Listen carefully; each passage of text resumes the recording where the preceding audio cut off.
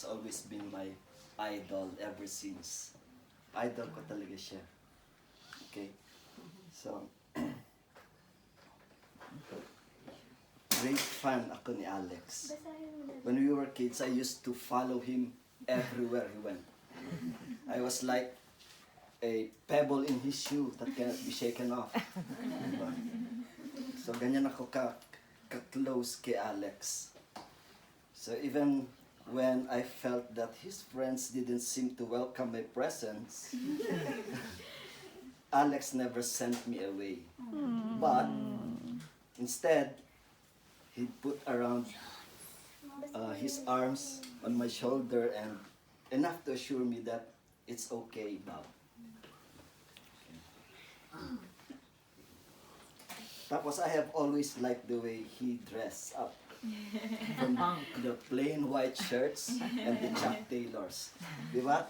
If you look at my shoes, yung mid-cut shoes, I got it from Alex. Yeah. Yung mga mid-cut shoes na style, kay Alex yan. Yung white shirts, kay Alex yan. And the Chuck Taylors, kay Alex. I have several pairs of Chuck Taylors because of Alex yan. And the long sleeves, kay Alex din. So secretly, you do not know, ina-idolize ko si Alex in every way. So, may dagdag kasi. Okay. When we were in college, we shared the room in the apartment. And whenever he's not around, I would try on his pants, his shirts, and his shoes. Don't worry, except the underwear. Yeah. And I would look at myself in the mirror and to see if I can look as cool as he did. But looking at me at myself in the mirror, something just doesn't add up. I didn't look cool. So, but anyway, I still love wearing the Chuck Taylors and the white shirts.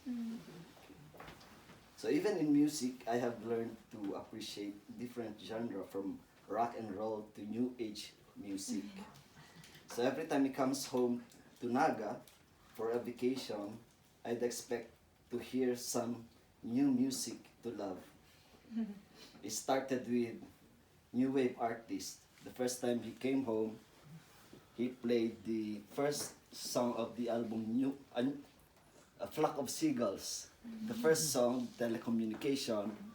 I think Offie, May, and Bibi was there. He played that song.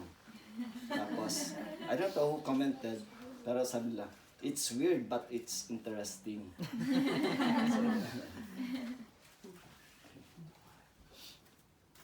So, yeah. Next time he came home, the Talking Heads naman and the Brian Enos. Yeah. And then the last time he came home, before leaving to work in Sydney, I think he played Orinoco Flow by Enya. Nice. Yeah, so I was hooked by the song. And then, di ba, I mentioned Tess na one Christmas holiday, he went home from Sydney. Then he gave me a present of a CD collection of Enya. Yeah. So until up to this day, it's in a mint condition, barely scratched. Yeah. In purple Yeah, purple na cover. Yeah. cover. And then there's his skill and creativity sa arts. He was the sibling to go to for school projects. I think I owe him at least half of my school projects.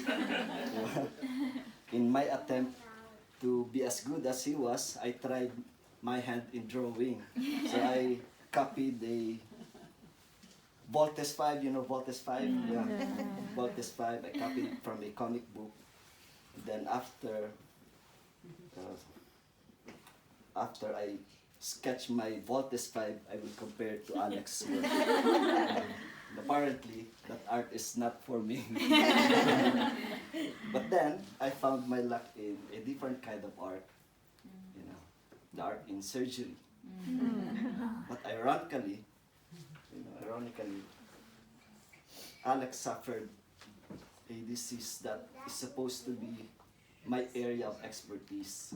Diba? So, I was confronted with dismay knowing that the disease until today, to this day, is still a formidable foe. But Alex confronted it with faith. Kaya, I really admire Alex.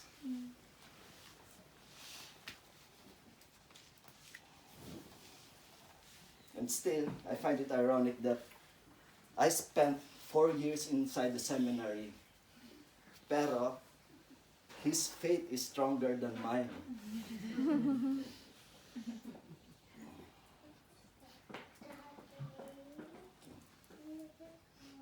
I think all will agree that if there's someone among the siblings who can measure up with Lola's gentle and loving attitudes, it's Alex. I agree. So, Monet actually made an acronym of the name Alex. Wow. Diba? Yung Alex daw is an acronym that defines his what do you call that, Mama? Yeah. Strength. Yeah, essentially defines him, yung name niya. Alex, art, love, extraordinary. So, Wow. Wow. yun lang siguro. Thank you everyone. Thank you. Yay.